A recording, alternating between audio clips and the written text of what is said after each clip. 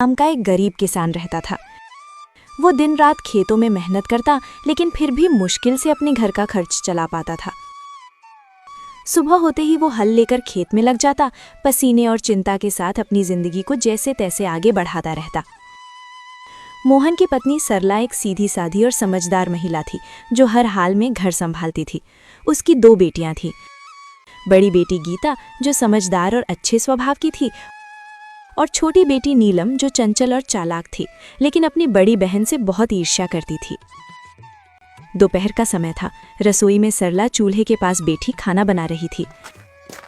गीता उसके पास आकर चुपचाप सब्जी काटने लगी। गीता बेटा, तुम हर काम इतनी लगन से करती हो, सच में तुमसे घर संभल जाता है। माँ, ये तो मेरा फर्ज है, आप इतनी मेहनत करती हैं तो मैं कैसे पीछे रह सकती हूँ। तुम्हारी यही बात मुझे सबसे अच्छी लगती है, शांत स्वभाव और समझदारी। इतना कहते कहते अचानक सरला को ध्यान आता है, अरे नीलम कहाँ है? सुबह से दिखी ही नहीं। नीलम, ओ नीलम!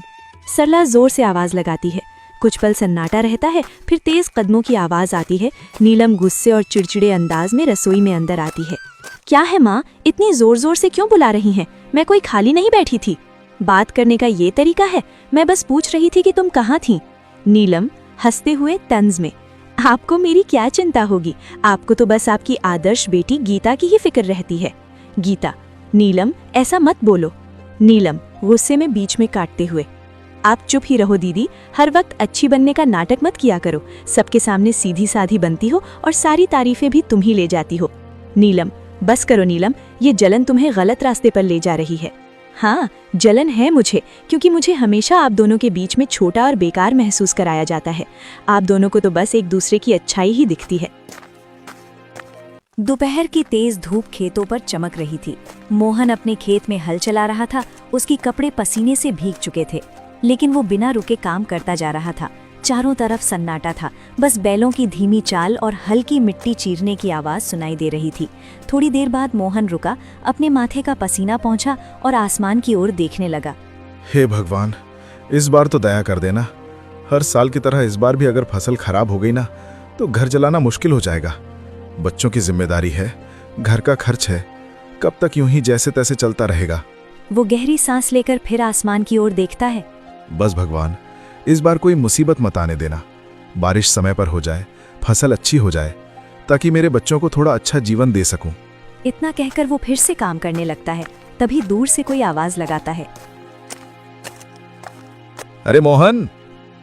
मोहन मुड़कर देखता है। उसका दोस्त रामलाल उसकी तरफ आ रहा होता है। क्या बात है भाई, आज तो बड़े सोच में डूबे हुए लग रहे हो। क्या बताऊं रामलाल, किसान की जिंदगी ही ऐसी है। मेहनत तो पूरी करते हैं, लेकिन सब कुछ ऊपर वाले के हाथ में होता है। बिल्कुल सही कहा तुमने। इस बार तो मौसम भी कुछ ठीक नहीं लग रहा, कभी ज्यादा धूप, कभी अचानक बादल। हाँ, बस यही डर लगा रहता है। अगर समय पर बारिश नहीं हुई तो सारी मेहनत बेकार चली जाएगी। लेकिन मेहनत करने वालों का साथ भगवान जरूर देता है। देखना, इस बार सब अच्छा होगा। थोड़ा माहौल हल्का होता है, फिर रामलाल मुस्कुराते हुए पूछता है, अच्छा छोड़ो ये सब, बताओ घर पे सब कैसे हैं? भाभी जी और तुम्हारी दोनों बेटियां कैसी हैं? सब ठीक हैं? सरला तो हमेशा की तरह घर संभाल रही है, और मेरी बड़ी बेटी गीता, वो तो बहुत समझदार हो गई है।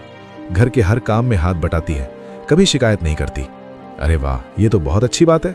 आजकल ऐसी लड़कियां कहाँ मिलती हैं। हाँ, लेकिन छोटी वाली नीलम, उसका स्वभाव थोड़ा अलग है, चंचल है और कभी कभी गुस्सा भी जल्दी आ जाता है। समझाने की कोशिश करता हूं, लेकिन उम्र भी तो ऐसी है। कोई बात नहीं मोहन, धीरे धीरे सब समझ आ जाता है। बच्चे हैं, समय के साथ सीख जाते हैं। बस यही उम्मीद है कि दोनों बेटियां सही रास्ते पर चलें और खुश रहें। बाकी भगवान की मर्जी। दोनों कुछ पल के लिए खेत की तरफ देखते हैं, फसल, मिट्टी और अपने संघर्ष भरे जीवन को। चलो भाई, हिम्मत मत हारना, सब ठीक होगा। हाँ, उम्मीद तो उसी से है।